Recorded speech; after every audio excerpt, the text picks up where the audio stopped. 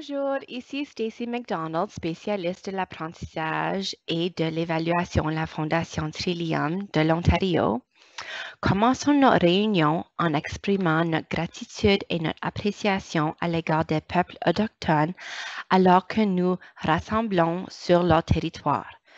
Nous rendons hommage à ces peuples qui vivent et travaillent sur ces territoires depuis des temps immémoriaux. Alors, bonjour à tous, j'espère que tout le monde nous a rejoints aujourd'hui. J'aimerais commencer aujourd'hui par vous expliquer pourquoi j'ai conçu ce webinaire. Ici à la FTO, j'ai observé des difficultés que plusieurs organismes rencontrent. Des organismes qui complètent des projets pilotes, mais ont la difficulté à grandir leur programme. Le but de ce webinaire est d'aider les organismes sans but lucratif à savoir ce qu'il faut pour bien être positionnés pour élargir leur programme pilote. Alors, commençons. Je commencerai par discuter des choses que vous voudrez peut-être garder à l'esprit en planifiant l'évaluation de votre projet pilote. Je parlerai du rôle des preuves dans les demandes de subvention et de la façon dont cela est lié à l'évaluation. Ensuite, je vous présenterai un survol de l'évaluation, ce que c'est, pourquoi c'est un outil important et comment elle peut vous aider à faire progresser votre travail. Je vous donnerai aussi quelques conseils et vous mentionnerai certaines choses dont vous devrez tenir compte alors que vous réalisez votre projet pilote et votre évaluation. Prochain, nous discuterons aussi de certains des pièges courants qui guettent les demandeurs de subventions. Enfin, je prendrai du temps pour répondre à vos questions. Vous pouvez poser vos questions dès maintenant en utilisant la fonction chat. Alors, que devriez-vous garder à l'esprit en planifiant l'avenir de votre projet pilote? Contrairement aux petites subventions qui sont utilisées pour tester de nouvelles idées, les subventions de plus grande taille sont souvent utilisées pour aider à s'appuyer sur la réussite d'un modèle ou d'un programme. Pour cette raison, les organismes demandant une subvention de plus grande taille doivent souvent respecter de plus grandes exigences lorsqu'il s'agit de justifier leur travail. Si, par exemple, un organisme envisage l'avenir en réfléchissant à ce qui doit être en place pour s'assurer d'être bien positionné pour élargir un projet pilote réussi, il doit être prêt à répondre à deux questions. Comment sachez-vous que cela fonctionne et quelle différence cela a-t-il fait?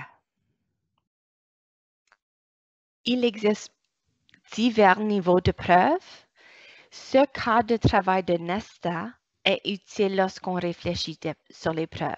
Nesta est un organisme du Royaume-Uni qui a élaboré ses propres normes de preuves sur une échelle de 1 à 5. Le niveau 1 représente un niveau inférieur de preuves approprié à des innovations à un stade très précoce, comme les subventions de démarrage de la FTO, où nous pouvons seulement nous attendre à ce que les organismes décrivent clairement ce qu'ils font et pourquoi cela est important. Alors que les niveaux progressent, on s'attend à ce que les données soient recueillies pour démontrer un changement positif et ensuite une causalité et enfin que les résultats sont reproduits et confirmés. Donc, qu'est-ce que cela signifie pour les organismes qui entreprennent un programme pilote? Au début de votre programme, vous savez ce que vous voulez atteindre. Maintenant, vous devez déterminer comment vous saurez si un changement positif se produit, ainsi que les données que vous devrez recueillir pour y arriver. Plus tard, si vous élargissez le programme, vous voudrez peut-être explorer s'il convient d'essayer de savoir dans quelle mesure votre programme ou modèle produit ce changement positif. Maintenant, discutons des choses dont vous voudrez peut-être tenir compte lorsque vous évaluerez votre projet pilote.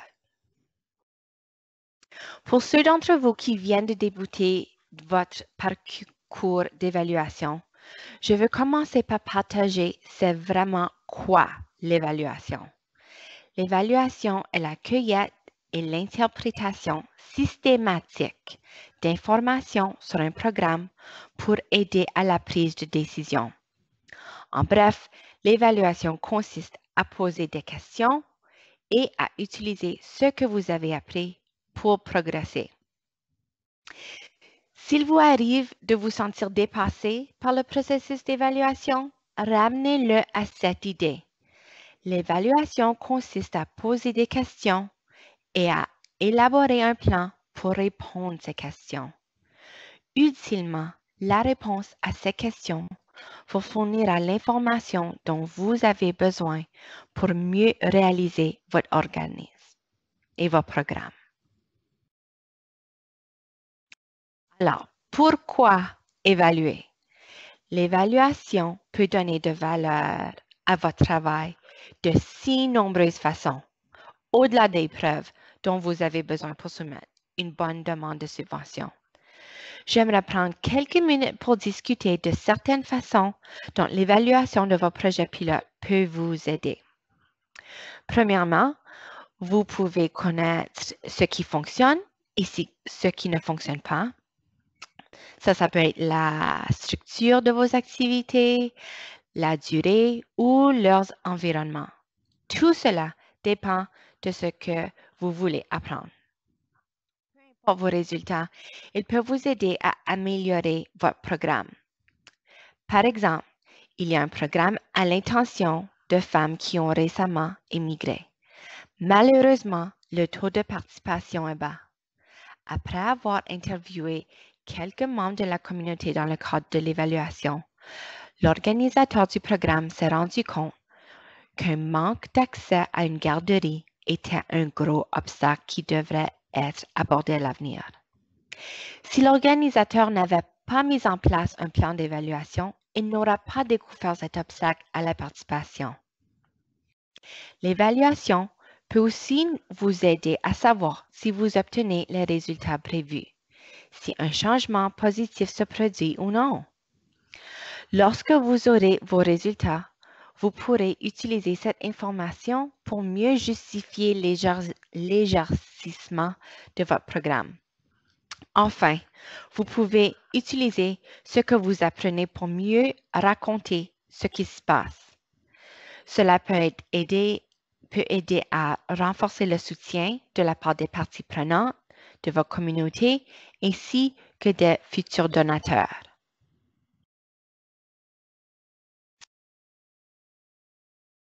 J'aime vraiment cette petite image ici qui montre les diverses étapes d'une évaluation. Oui, il y a plusieurs étapes, mais vous devez pas vous sentir submergé. Nous n'étudierons pas en profondeur toutes ces étapes aujourd'hui. Ça, c'est un cours vraiment d'une semaine peut-être. Mais je voulais vous mentionner 3 choses. Premier, il existe beaucoup de ressources et de guides qui peuvent vous aider à comprendre toutes ces étapes. Vous n'avez pas à comprendre tout cela seul. Utilisez ces ressources. La FTO essaie de partager quelques ressources avec la communauté. Il y a 2 places où vous pouvez trouver des ressources. Une, c'est notre nouveau centre de connaissances qui inclut un carrefour de mesures où on trouve des ressources et des conseils sur la mesure et l'évaluation. La FTO FTO a aussi créé un cours d'apprentissage en ligne sur l'évaluation.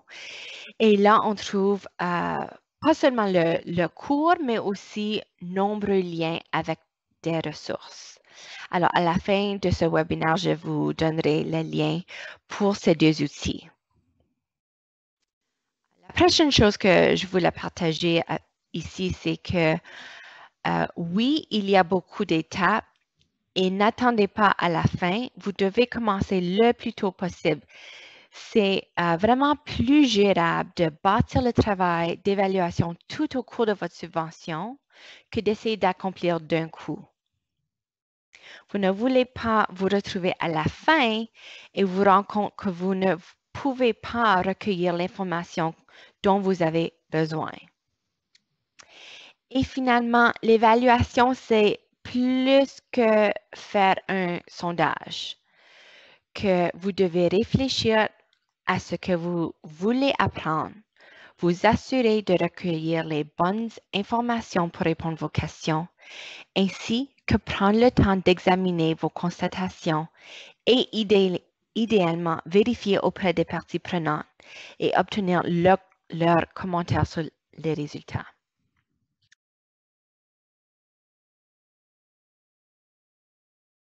Alors oui, on n'a pas vraiment le temps aujourd'hui de parler de toutes les étapes, mais je vais prendre juste une minute pour partager que les étapes au début de ces étapes de l'évaluation sont très importantes.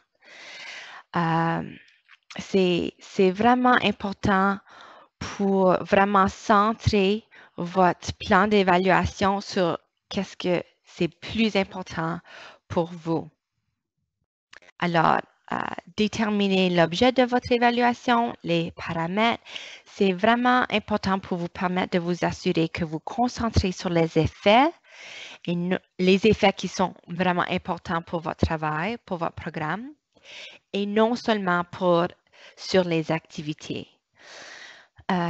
C'est important d'être clair concernant les effets que vous visez à produire et que vous choisissez des méthodes qui vont recueillir les données que vous avez besoin pour savoir si vous avez les effets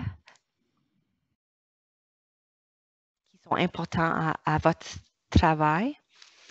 Et c'est aussi le moment de vous assurer que vous concentrez votre évaluation sur toutes les choses qui comptent le plus à votre organisme. Alors, pourquoi est-ce que tu veux faire une évaluation? Pourquoi est-ce que votre organisme veut faire une évaluation? Ça peut être, c'est vraiment critique de répondre bien à ces questions-là. Est-ce que c'est pour améliorer votre programme? Est-ce que c'est pour mesurer les effets? Peut-être c'est les deux. Alors, la réponse à cette question-là va déterminer le type d'évaluation, les méthodes que vous voulez utiliser. Alors, oui, il y a plusieurs différents types d'évaluation et on peut poser beaucoup de différentes questions. Mais pour un projet pilote, c'est très important qu'on mesure les effets. Alors, les projets pilotes, c'est critique qu'on révèle si cette approche mérite d'être adoptée. Pour savoir cela, vous devez mesurer les effets.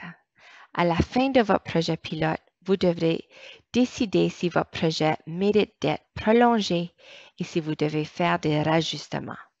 Il est préférable d'utiliser des preuves pour éclairer cette décision. Pour prendre votre décision, posez-vous la question. Est-ce que cela est plus ou moins efficace que ce que nous avons déjà essayé? Ou qu'offre-t-on d'autre dans la communauté qui est peut-être plus efficace? Vous voudrez peut-être tenir compte non seulement du niveau de changement, mais aussi du nombre de personnes qui ont participé au programme. Un programme peut être efficace pour un petit nombre de personnes, mais joint-il les bonnes personnes?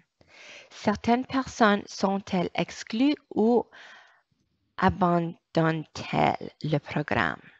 Alors ça, c'est toutes des bonnes questions qu'à la fin du projet pilote, on veut vraiment pouvoir répondre. Alors, comment est-ce qu'on peut répondre à ces questions? Il y a plusieurs façons de réaliser cela. Premier, j'aime suggérer qu'on commence par examiner des recherches externes, peut-être même quelque chose qui vous a inspiré ou éclairer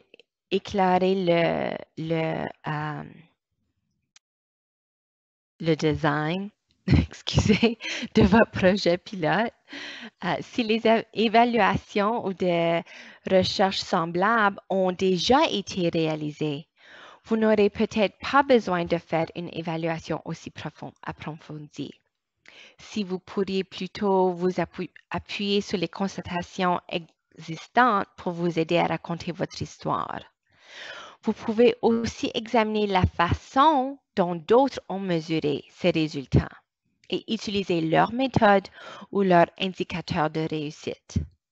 Dans un tel cas, recherchez et documentez toutes les différences dans vos résultats qui peuvent être attribuables aux différences dans la façon dont votre projet a été mis en œuvre par rapport aux recherches externes.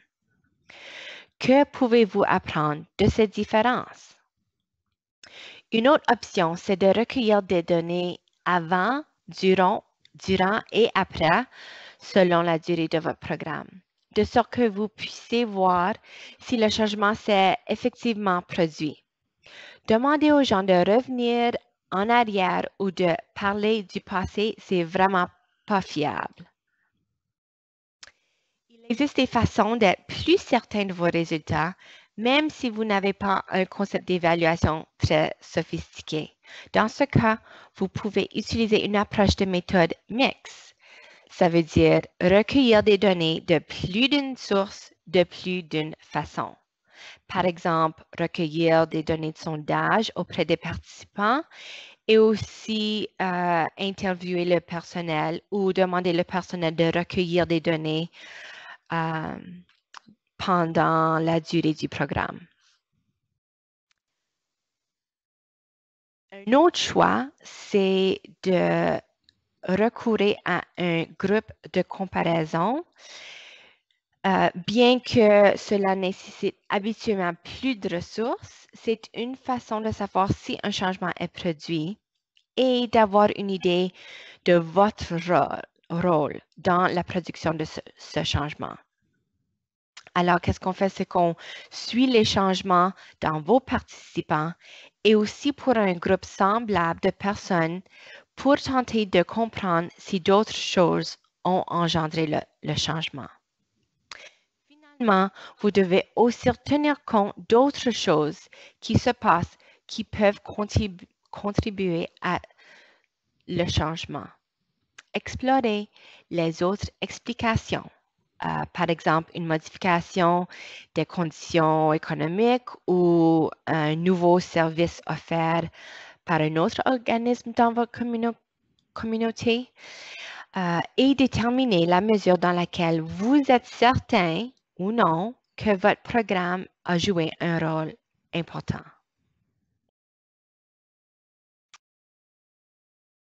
Les projets pilotes sont habituellement de courte durée.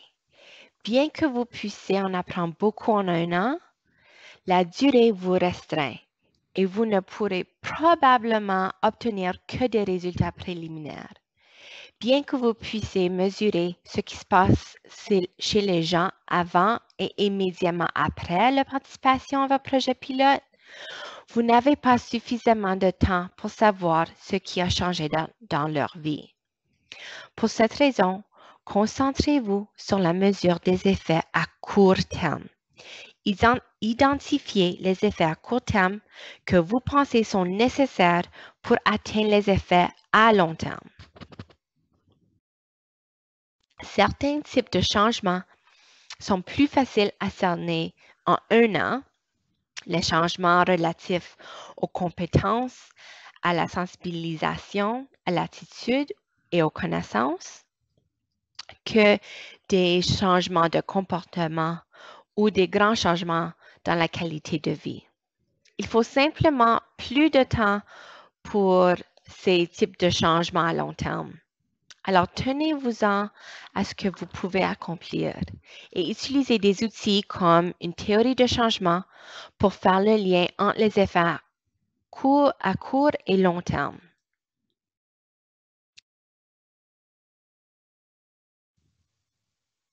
À la fin de votre évaluation, vous devrez prendre une décision. S'agit-il d'une idée prête à mettre en œuvre intégralement ou devons-nous continuer à expérimenter ou à tester? Vous vous rendrez peut-être compte que vous n'êtes pas tout à fait prêt à élargir votre idée. Vous déciderez peut-être de réaliser un autre projet pilote en utilisant les leçons que vous avez tirées pour aider à éclairer une autre itération de votre programme. Peu importe l'effet, même si les résultats sont préliminaires, s'il vous plaît, partagez ce que vous avez appris, peut-être sur notre centre de connaissances. Il est fort probable qu'une autre communauté fait face à des défis semblables et peut apprendre de votre expérience. Et finalement, les pièges courants. Méfiez-vous de ces pièges quand vous vous préparez pour élargir votre programme. Les effets liés à votre programme et à votre mission que vous voulez mesurer ne seront pas tous compatibles avec un effet du bailleur de fonds. Cela est correct.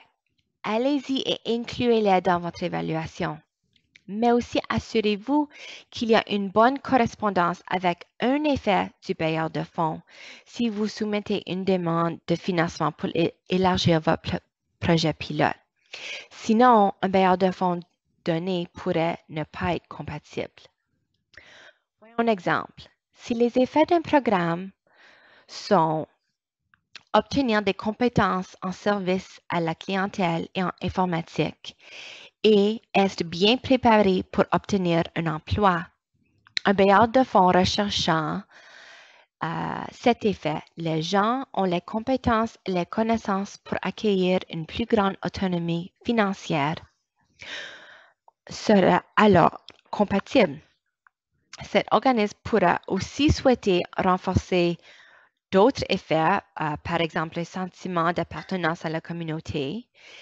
Et cela est fantastique, mais gardez simplement à l'esprit que si vous soumettez une demande de financement et qu'il y a un changement positif dans cet effet et pas ceux sur la diapo, alors vous aurez plus de chances de trouver un bailleur de fonds qui veut faire des investissements dans l'autre effet. En fait, ce sera peut-être une bonne idée de voir à l'avance si des bailleurs de fonds souhaitent investir maintenant dans certains effets et si selon vous, certains sont compatibles avec votre travail.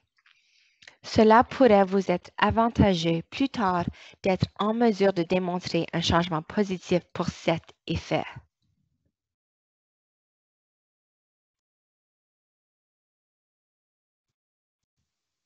De nombreux types de faits ou d'informations peuvent être utiles à votre travail, mais ne démontrent pas si le programme réussit à produire un changement positif.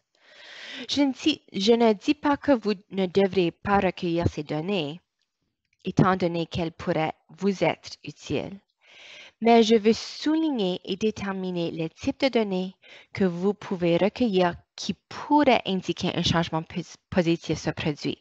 Voyons un exemple. Un programme de formation au rôle parental vise à aider les nouveaux parents à favoriser le développement émotionnel de leurs enfants. Dans cet exemple, comment savoir si le programme est parvenu à aider les parents à favoriser le développement émotionnel de leurs enfants? Nous posons les mêmes questions aux parents et tirons une réponse collective pour savoir si cela fonctionne ou ne fonctionne pas. C'est la première case ici. Ça, c'est les données qui peuvent démontrer un changement positif. Alors, on peut faire ça de plusieurs façons. On peut faire des groupes de discussion, des entrevues, des sondages où les mêmes questions sont posées et les données sont ensuite analysées pour dégager les tendances et les thèmes. La prochaine case, c'est des données qui ne démontrent pas de changements positifs. Ça peut être pertinent pour votre travail, mais la mesure de satisfaction des clients ou le niveau de demande ne nous indique pas si le modèle de programme réussit à produire un changement positif dans un effet donné. Et finalement, il y a aussi beaucoup de données qui démontrent le besoin, comme le nombre d'enfants à risque, qui sont importantes, mais aussi ne démontrent pas clairement le changement. Enfin, un autre piège courant est lorsque les organismes attendent à la fin du projet pour commencer à penser à l'évaluation. L'évaluation n'a pas lieu seulement à la fin.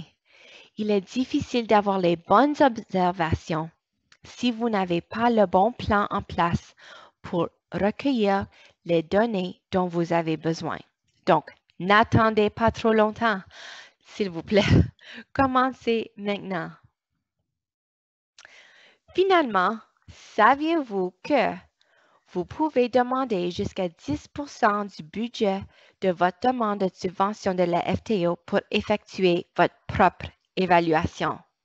C'est vraiment quelque chose qu'on essaie de promouvoir. Alors, s'il vous plaît, si vous voulez faire de l'évaluation, demandez pour les fonds que vous avez besoin dans votre demande.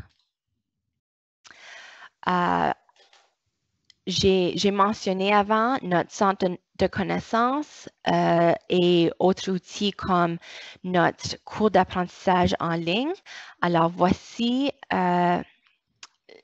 l'adresse pour le site web de notre centre de connaissances où vous pouvez partager des ressources, discuter des enjeux, apprenez toutes sortes de choses. On a beaucoup de ressources et on continue à agrandir le site. Les diapos et l'enregistrement du webinaire seront disponibles la semaine prochaine sur notre centre de connaissances.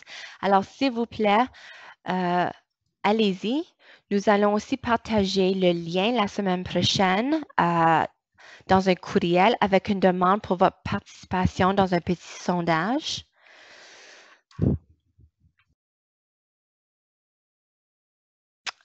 Ici, c'est l'adresse pour notre centre de connaissances. Aussi, la FTO a une chaîne YouTube où on a déjà d'autres webinaires qu'on a enregistrés. Par exemple, un webinaire qui s'intitule Conceptualisation de l'évaluation. Alors, il y a aussi là beaucoup de recherches, pas recherche, ressources. Et si vous avez d'autres questions, veuillez communiquer avec notre centre de soutien ou envoyez-moi un courriel. Je suis toujours heureuse de converser avec les bénéficiaires et les demandeurs de subventions pour offrir des conseils sur l'évaluation. Alors, envoyez-moi un message. Et maintenant, c'est le temps des questions. Je vais prendre une minute pour voir s'il y a des questions déjà.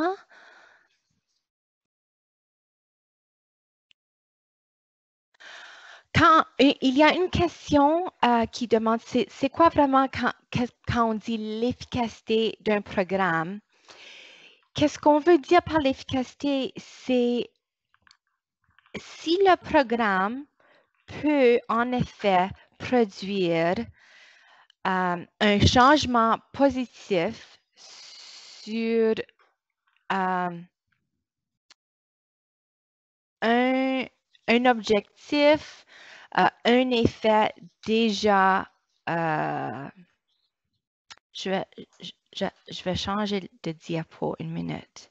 Ici, un exemple. Alors, si l'effet, c'est qu'on veut voir, si le but du programme, vraiment, de votre programme, c'est que les participants obtiennent des compétences en service à la clientèle et sont bien préparés pour obtenir un emploi. Alors, on dit qu'on est efficace si on peut démontrer que nos participants ont vraiment, en effet, obtenu des compétences et qu'ils ressentent bien préparés. Alors, comment est-ce qu'on peut faire ça? On peut voir si leurs connaissances ont changé. Une suggestion, c'était de faire peut-être un sondage avant et après. Alors, est-ce qu'il y a un changement? Est-ce qu'un participant ou la majorité des participants ont plus de connaissances à la fin du programme qu'au début? Alors, j'espère que ça répond à votre question. Une autre question? Comment est-ce que je trouve de l'expertise en évaluation dans ma communauté? Ça, j'ai pas la réponse tout de suite, mais j'ai deux idées, deux suggestions. Une, c'est vous pouvez vous rendre sur le site de la Société de l'évaluation canadienne. Et là, il y a une liste de tous ceux qui sont des évaluateurs comme profession.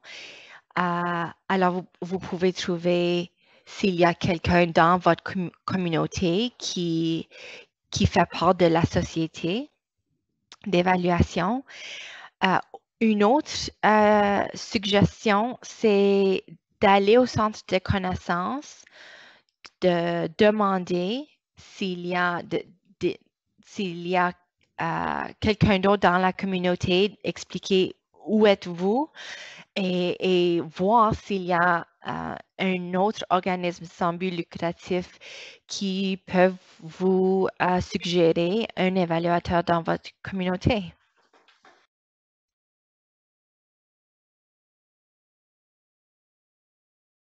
OK, la question, comment peut-on ignorer les activités et se concentrer seulement sur les effets? OK. Les activités sont importantes parce que c'est un moyen d'obtenir un effet. Alors, on veut s'assurer qu'on fait les bonnes activités pour avoir un effet spécifique. Mais comment est-ce qu'on sait si cette activité-là peut nous donner un effet? On doit mesurer l'effet et pas l'activité. Alors, on peut demander des questions peut-être. On voit ça souvent, des organismes qui disent, bien, le cours est très populaire, le programme a beaucoup d'intérêt, les participants comme vraiment aiment le programme. Ils disent que ça vaut leur temps. Et ça, c'est tout bien, mais ça ne dit pas si un effet spécifique s'est passé. Et pour les projets pilotes, c'est vraiment de tester une nouvelle idée. Alors, est-ce que faire des nouvelles activités, une nouvelle approche nous donne des effets meilleurs, des effets en fait plus que comment est-ce qu'on travaille au moment. Alors, c'est de tester quelque chose de nouveau. Et la seule façon qu'on va savoir si une activité accomplit un effet, c'est par mesurer l'effet. Maintenant, peut-être c'est aussi très important pour votre organisme d'étudier les activités pour rendre les activités le meilleur, pour donner les meilleures activités. Alors, il y a deux types d'évaluation. Un, ça se concentre sur l'amélioration. Alors, le programme, on étudie les activités pour faire certain que les activités sont, par exemple, que les bénévoles, peut-être, tous les bénévoles partagent la même information de la même manière, que tous je sais pas, que s'il y a plusieurs sites, qu'on fait la même chose à tous les sites, chaque fois qu'on fait un programme, qu'on fait de la même manière, ou que si un site a découvert une leçon, qu'on partage qu'est-ce qu'on a appris avec les autres sites, avec les autres bénévoles. Mais ce type d'évaluation, ça ne mesure pas les effets. Alors, c'est pas qu'un est plus important que l'autre, mais quand on parle de projet pilote et d'avoir les preuves pour démontrer que oui, c'est un bon programme pour l'élargissement. Ah, j'ai tellement de difficulté à dire ce mot-là. C'est vraiment important. OK, d'autres questions? Quelqu'un suggère d'autres endroits où on peut trouver des évaluateurs. Merci, Carmen. Des universités, des collèges, des centres de santé publique, des conseils de planification sociale. Alors, regardez, parlez à d'autres organismes dans votre communauté. Une autre question? Pouvez-vous revenir sur la demande de 10% de la subvention? Avez-vous, David, une autre question? Que voulez-vous savoir?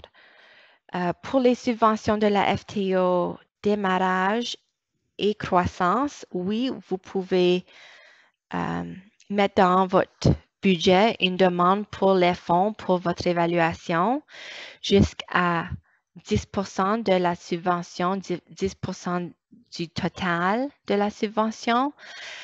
Si vous avez une autre question, vous pouvez m'envoyer un courriel ou écrivez une autre question dans la case chat. S'agit-il ici d'évaluation des besoins avant élaboration du projet, qui sera suivi de l'évaluation pendant le projet et enfin de l'évaluation post-projet? Une minute.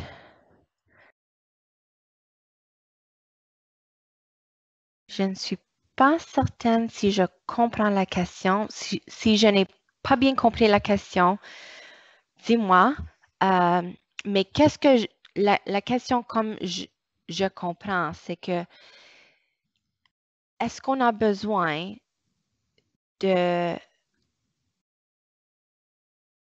d'évaluer les besoins avant l'élaboration du projet et après on fait...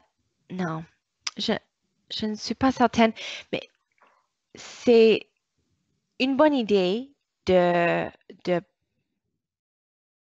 d'avoir un bon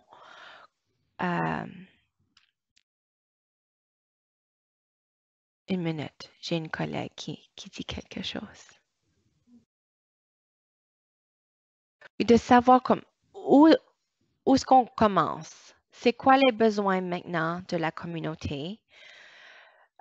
Si on concentre sur les besoins par rapport à les effets qui sont importants pour votre programme, et si on peut mesurer ces effets au début, oui, on peut après mesurer encore les besoins au début et encore les mêmes choses durant le programme et à la fin.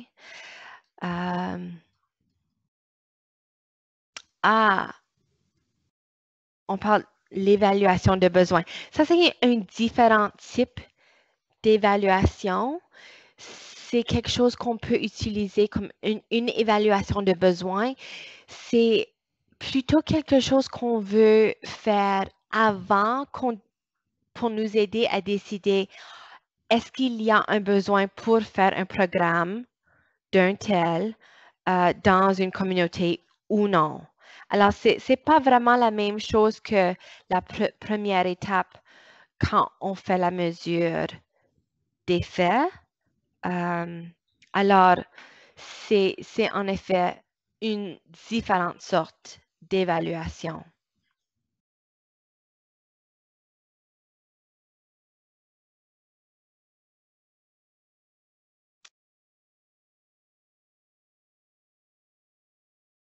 J'espère que ça répond à votre question.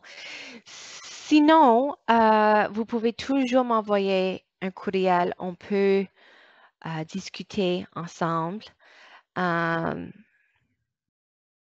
Est-ce qu'il y a d'autres questions?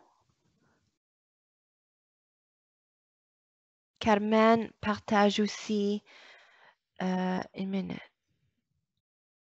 Broadcast. Carmen a aussi partagé deux autres choses. On va partager avec tous les participants. Merci, Carmen. Une autre source. Voilà une autre question. Ah, non.